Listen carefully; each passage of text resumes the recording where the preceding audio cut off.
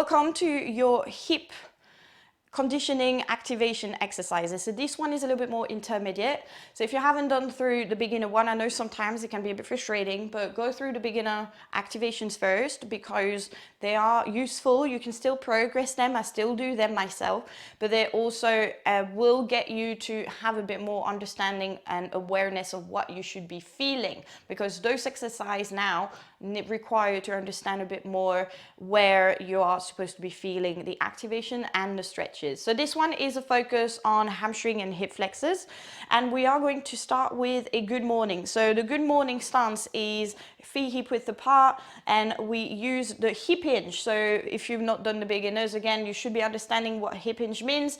When I push into my hip and I close that gap between the crease of the thigh of that hip bone and my thigh.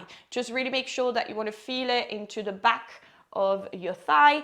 If you're hypermobile, try and not keep the leg overly straight so the knees don't knock backwards. You want to have a micro bend.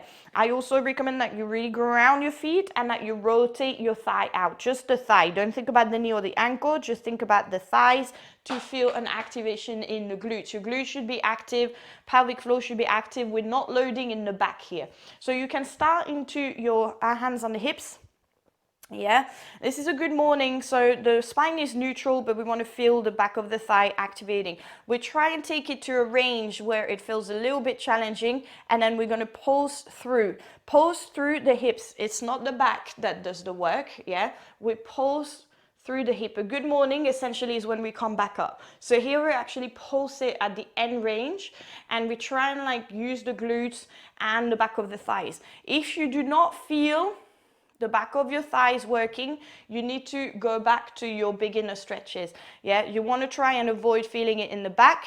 You really want to try and feel the back of the thigh, your hamstring contracting here. So I really think about grounding my feet, squeezing into my glutes, and feeling my hamstring engaging. Particularly, you'll feel it into the underneath the glutes, yeah, so like sort of top of your femur bone. If that becomes too easy, then we do it with the hands behind the head or the hands forward. Oh, this one is really tough. And back.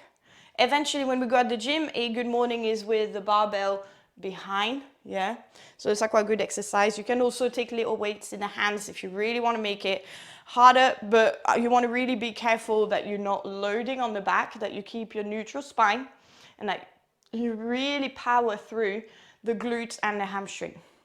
Okay, second exercise is your low lunge pulses, where we take a hip distance stance again. We step that foot. You can have your hands on the inside. Again, you want to try and make sure that your knee, ankle, and foot are quite aligned. It's okay if it goes a little bit forward, except that this time you kind of want to have, you don't want to be on your toes.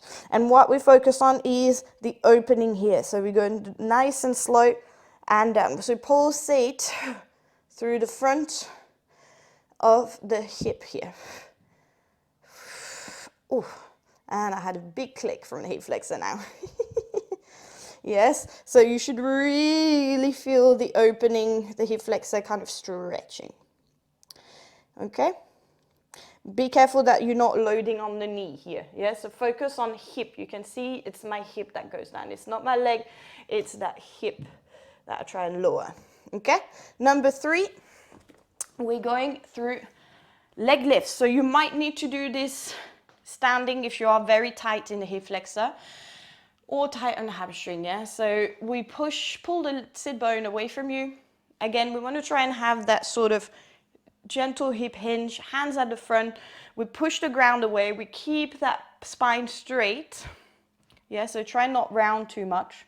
Keep that spine straight. We engage through the core because it's quite important here, the hip flexor. I'll tend to point in the legs and we start lifting the leg. So this is the mistake that very often happen in a leg lift. In a leg lift, very often people end up doing this, which is fine. You still work-ish the hip flexor, but you're not working it in a way where you really gain that flexion necessary for your splits. Yes, so if you really want to strengthen, you need to be able to strengthen your hip flexor from a 90-degree angle. So if you're unable to do this exercise, you have to go back into a standing position. You make sure that you hold yourself, because obviously you are not standing like this, yeah? We are standing normally. You can hold onto a wall, a bar, anything that gives you some balance, and you start lifting your leg as high as you can. And here it might be starting not as high. Yeah, because the moment we're sitting down is the moment we bring it from a 90-degree perspective from here. Okay, so if you already struggle to keep yourself standing and lift that leg, you're not going to be able to go past 90-degree when you sit down. And that's why you need to be understanding of your leg lift and how to progress them. If you start really rounding the back, which is fine, that's also practice, you try and want to really get as close to the ground as possible and be able to lift. That's what we aim for. Yeah, so leaning back can be a bit problematic in you reaching your goal of having strong hip flexor, which can impede on your flexibility and mobility for your splits or handstand or any other elements where you need strong hip flexors. Okay?